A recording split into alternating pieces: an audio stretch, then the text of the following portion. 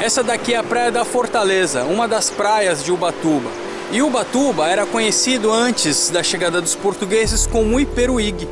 Aqui foi palco, aqui foi uma das praias que foi palco da disputa por territórios, da disputa que vinha antes mesmo da presença dos portugueses e que vai culminar com a Confederação dos Tamoios. A guerra entre Tupiniquins e Tupinambás já vinha de longa data.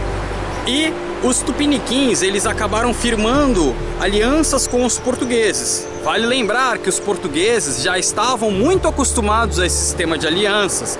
Um sistema de alianças que eles já vinham realizando desde a Idade Média, nas guerras de reconquista. Então era uma política da qual os portugueses estavam muito acostumados. E essas alianças, elas foram feitas desde a época dos náufragos. João Ramalho, por exemplo, que vai se casar com uma das filhas do cacique Murubixaba, Tibiriçá, que governava ali a região de São Vicente. Governava, né? Ele era um cacique, ele era um líder.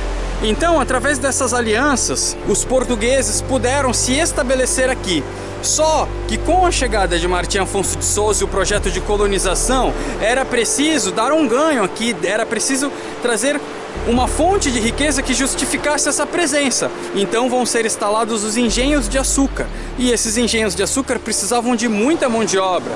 Então essa mão de obra, ela foi conquistada através da captura de índios, dos inimigos dos Tupiniquins, que eram os Tupinambás. As expedições Tupinambás, elas partiam daqui tanto por terra quanto por mar.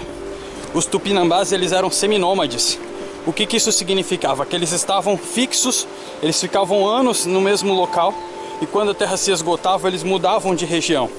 Então eles partiam por aqui, tanto por terra, como a gente está fazendo agora, quanto por mar, como a gente pode perceber ao fundo. São águas tranquilas e como eles eram exímios remadores, eles iam remando, passavam pela Ilha Bela. Depois, é possível que eles fizessem uma parada na Ilha do Montão do Trigo, em Bertioga, e depois eles iam em linha reta para o canal da Bertioga, provavelmente à noite, para passar sorrateiramente pela entrada do canal. É por isso que os Tupiniquins fizeram acordo com os portugueses e pediram para eles fortificarem aquela região, o que vai dar origem ao Forte São João. Primeiramente o Forte São Tiago e depois o Forte São João. A mídia, de uma maneira geral, o senso comum, inclusive as escolas ajudam a reforçar isso, com os festejos do Dia do Índio, normalmente trazem uma visão dos índios pejorativa, uma visão preconceituosa que não reflete a verdade. Eles são, de certa maneira, infantilizados. Mas a gente tem que imaginar que os Tupinambás e os Tupiniquins, eles estavam em guerras há milênios.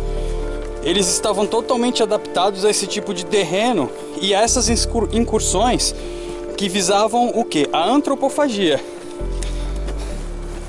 Visavam a antropofagia. O que é a antropofagia? É o ato de capturar o inimigo de guerra e, por um ato de honra, absorver a força desse inimigo de guerra através de sacrifício, né, para comer o próprio inimigo. Então, eles acreditavam que dessa maneira eles absorveriam a força do guerreiro. Lógico que eles não comeriam qualquer um. Tinha que ser um guerreiro e era uma honra para o guerreiro ser comido.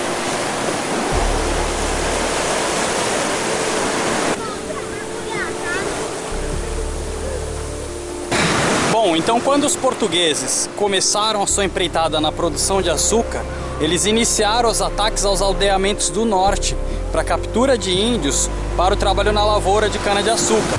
Em um desses ataques, eles capturaram o líder Murubixaba, Cairuçu, que foi feito escravo num dos canaviais. Então o seu filho, Aimberê, ele começa a organizar todas essas populações daqui do norte, os aldeamentos, e forma uma confederação, que ficou conhecido como a Confederação dos Tamoios.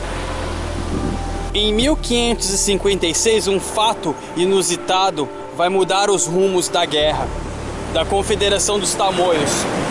Os padres jesuítas José de Anchieta e Padre Manuel da Nóbrega, eles são enviados naquela região para um acordo de paz. Esses padres, eles eram muito hábeis em convencer os índios. Então eles foram lá, não que eles tinham um projeto de paz e amizade, cordialidade. Na verdade, isso fazia parte das intenções da coroa portuguesa de dominação territorial, né? E então a gente conhece esse episódio como Paz de Iperuígue, quando esses padres eles vêm até aqui a região. Então eles acabam ficando sob o domínio de Cunhambebe. Mas esses caminhos que a gente está fazendo agora, esses caminhos foram os caminhos que foram utilizados, né? Além das embarcações, eram os caminhos percorridos. Agora, se a empreitada açucareira precisava de mão de obra, é claro que essa paz não ia durar muito tempo. E logo, os portugueses começaram a recapturar índios, rompendo o acordo de paz.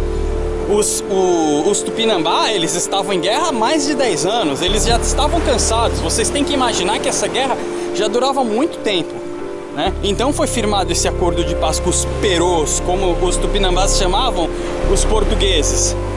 E aí a guerra foi retomada, a Imbérê reúne os seus homens novamente, né? E recomeçam os ataques.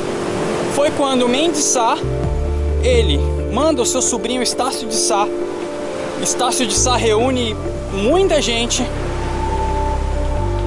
inclusive com o apoio de Tibiriçá, e por mar e por terra, muitos homens acabam vindo e atacando essa região. Eles derrotaram primeiro aqui onde eu estou, depois eles foram para a região do Rio de Janeiro e derrotaram lá.